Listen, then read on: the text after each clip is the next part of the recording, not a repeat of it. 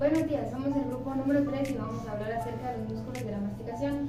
Mi grupo está conformado por Celi Martínez, Keili Gómez, Carmen Ramírez, Margarita López, Ashley Esteban, Julissa López, Emerson Cano,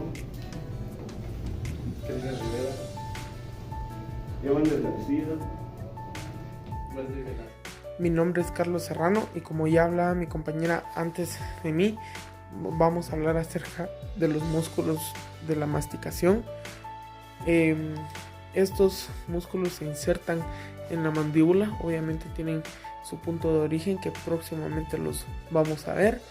Estos músculos ayudan a producir movimientos para la mismísima articulación temporomandibular o ATM, también conocida, para permitir ya sea el habla, si se puede dar cuenta, el movimiento de apertura o de cierre, también de protrusión o lateralidades, que serían también otros músculos que ahorita vamos a tener la especificación más detallada.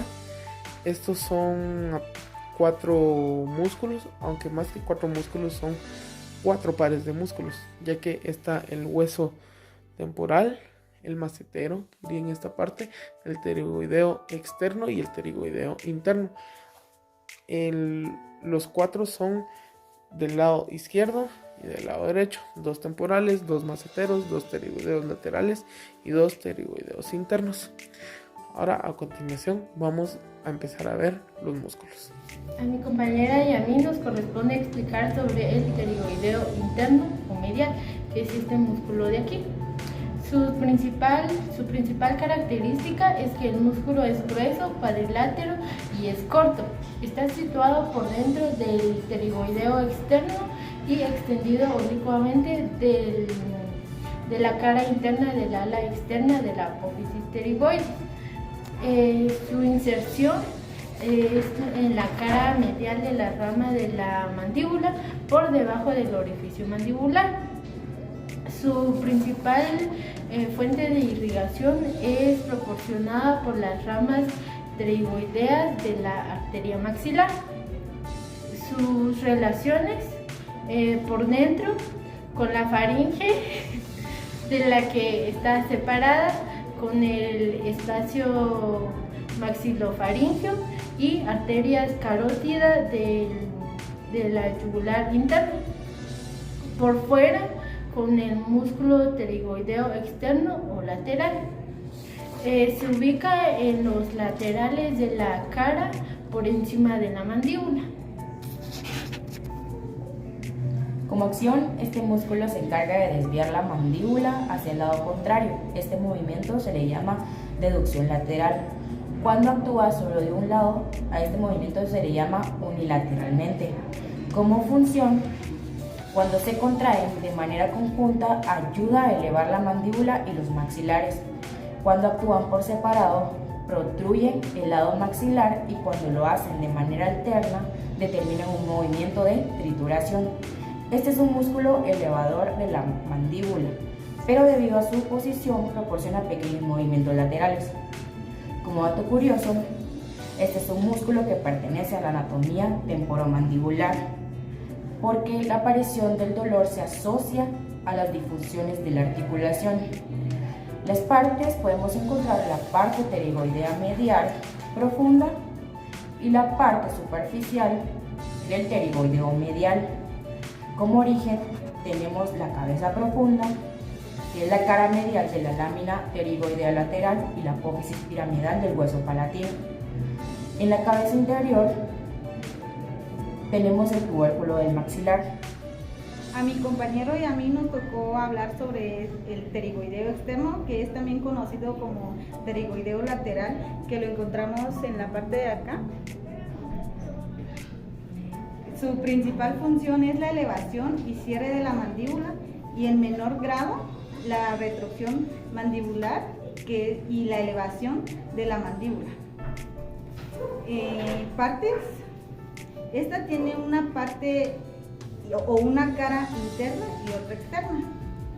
También tiene un origen. Su origen de la cara superior o cabeza superior.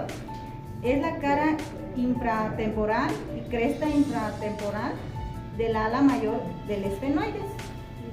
De la cabeza inferior, cara lateral de la lámina pterioidea lateral o interna. Dato curioso de este músculo pterioideo interno es que si hay un desorden oclusal, esto afecta al funcionamiento para llevar una contracción muscular. También es inervado por el nervio trigémino. Gracias. Yo voy a hablar sobre las características que tiene el pterigoideo externo, que se encuentra en esta parte de acá. Una característica del pterigoideo es de que tiene una forma de cono y se ocupa con la fosa cigomática. Consta de dos haces, un haz superior y un haz inferior. El haz superior es el esfenoidal y el inferior es el pterigoideo. Ambos se unen y se dirigen hacia el lado externo de la articulación temporomandibular. Las inserciones del pterigoideo es el cuello de la mandíbula, o sea, la fosa pterigoidea, el disco articular y la cápsula de la articulación temporomandibular. Su irrigación son los músculos pterigoides, reciben una irrigación de ramas pterigoideas provenientes de la arteria facial o maxilar. Luego de eso seguimos con las relaciones del músculo pterigoideo. Se relaciona con la fosa cigomática y se inerva por el nervio trigémino. Su ubicación es en la zona superior de la mandíbula inferior para intervenir con los componentes del hueso, los movimientos. Gracias. Ahora hablaremos sobre el músculo macetero. Si hablamos dentro de sus características, podemos mencionar que es un músculo amplio y tiene forma rectangular. Es corto, grueso y también alargado de arriba hacia abajo. Se sitúa a los laterales de la mandíbula y es el más superficial de los músculos masticadores y también el más palpable cuando se cierra con mucha fuerza la mandíbula. Ahora, si hablamos de su inserción, se inserta en el borde inferior del arco cigomático y también en la cara externa de la rama del maxilar inferior o de la mandíbula, uniendo ambas estructuras óseas. Ahora, acerca de su inervación, está proporcionada por el nervio maceterino que proviene del nervio temporomaceterino. Y si hablamos un poco acerca de su irrigación, el músculo macetero está irrigado por la arteria maceterina, que es una rama de la arteria maxilar.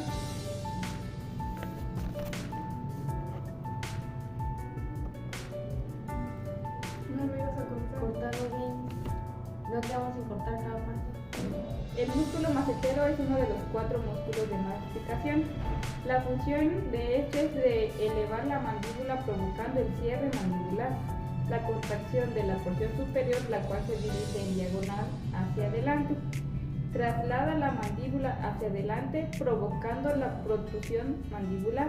Asimismo, el músculo colabora en la estabilización de la tensión de la cápsula articular de la articulación temporomandibular, esto quiere decir el ATM.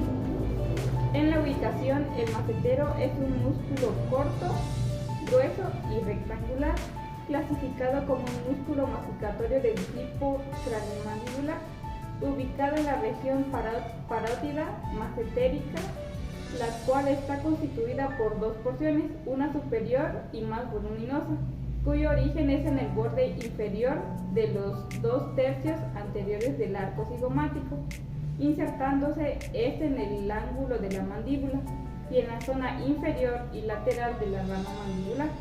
A su vez, esta porción profunda origina en el borde medial, inferior y posterior.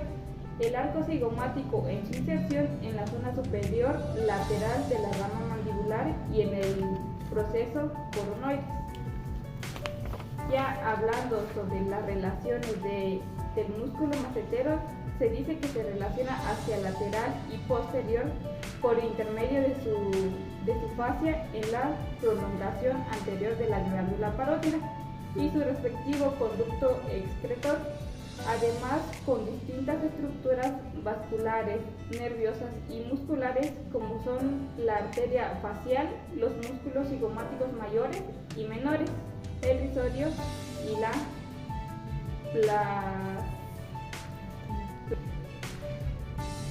placina. Hacia medial, mediante su porción profunda, el macetero se relaciona con la cara lateral de la rama mandibular, lugar donde el músculo se relaciona superiormente con la fisura mandibular, por donde accede al nervio y arteria maceterina. En la zona media se relaciona tanto con el proceso coronoides de la mandíbula como en el tendón terminal del músculo temporal y el cuerpo adiposo de la mejilla. Hacia anterior solo se relaciona con el cuerpo adiposo de la mejilla, tejido que lo separa del músculo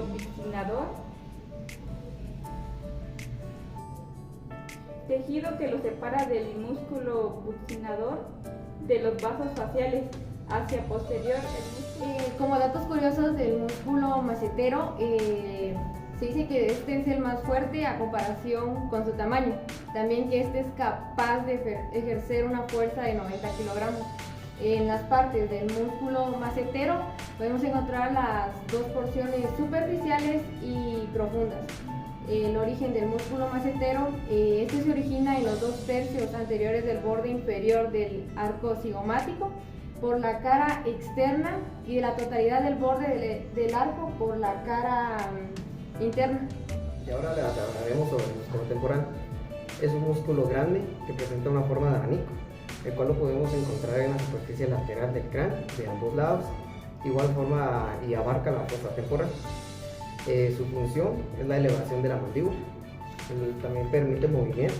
Podemos encontrar el de protracción, es el movimiento de la mandíbula que es hacia adelante, como también lateralidad, es cuando se lleva la mandíbula hacia ambos lados, hacia derecha e izquierda.